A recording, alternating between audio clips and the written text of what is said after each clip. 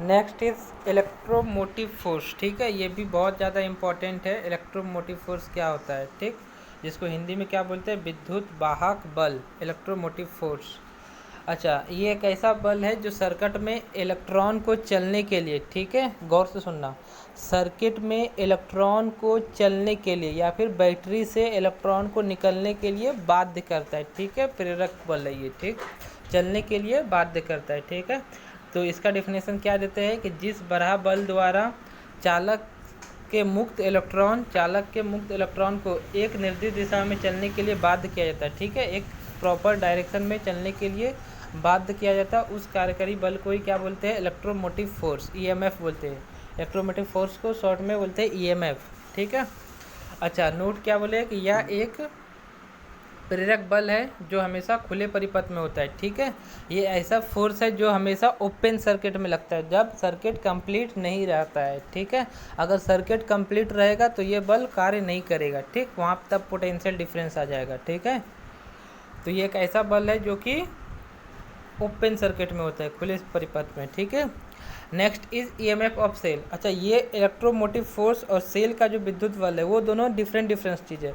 Electromotive force जो होता है वो तो फोर्स है, ठीक है, सर्किट में चलने के लिए बाध्य करता है इलेक्ट्रॉन को। ठीक है, लेकिन सेल का जो ईएमएफ होता है ये कोई फोर्स नहीं होता है। ठीक है, तो ये क्या होता है, तो इसका डेफिनेशन क्या लिखते हैं कि सेल के धन ध्रुव से ऋण ध्रुव तक, ठीक है, मतलब बैटरी के पॉजिटिव टर्मिनल से नेगेटिव टर्मिनल तक एक कूलम आवेश को प्रवाहित करने के लिए सेल द्वारा किया गया कार्य है। ठीक है, जितना सेल वर्क डन करेगा उसी को हम लोग क्या बोलते हैं, सेल का विद्युत वाहक बल बोलते हैं, ईएमएफ ऑफ सेल। ठीक है, ये कोई भी फोर्स नहीं है। ठीक है, सेल का ईएमएफ अगर पूछेगा कि सेल का विद्युत वाहक बल, नाम कुछ और लग रहा है, नाम जैसे लग रहा है जैसे कि ये बल है कोई, लेकिन ये कोई फोर्स नहीं है।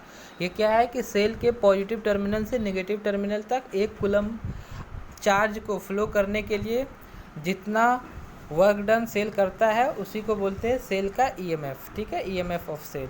अच्छा, नोट में हम साफ साफ लिखे हैं कि यह कोई जो है ये कोई बल नहीं है। ठीक है, बल्कि प्रति इकाई आवेश को प्रवाहित करने में किया गया कार्य। ठीक है, ये प्रति इकाई है ना, साफ साफ। अच्छा, ईएमएफ की इकाई भी क्या होती है, वोल्ट ही होता है। ठीक है, ईएमएफ की इकाई भी वोल्ट होता है, साफ साफ लिखे है, या एक स्केलर क्वांटिटी है। ठीक है, दो बहुत ज़्यादा इंपॉर्टेंट क्वेश्चन है, इस टाइप का क्वेश्चन माध्यमिक में देखने को मिलता है और मैं यहाँ पे नोट्स में ले लिया हूँ, एक्सप्लेन भी कर दे रहा हूँ इस क्वेश्चन को कि किसी सेल का विद्युत वाहक बल 1.5 वोल्ट है, 1.5 वोल्ट है, इसका क्या तात्पर्य है। ठीक है, इस कथन का क्या तात्पर्य है, तो क्या तात्पर्य है कि इस कथन का यह तात्पर्य है कि सेल के धन ध्रुव से ऋण ध्रुव तक एक कूलम आवेश प्रवाहित करने में, ठीक है, 1.5 जूल कार्य करना पड़ता है। ठीक है, ये इसका, ओहो,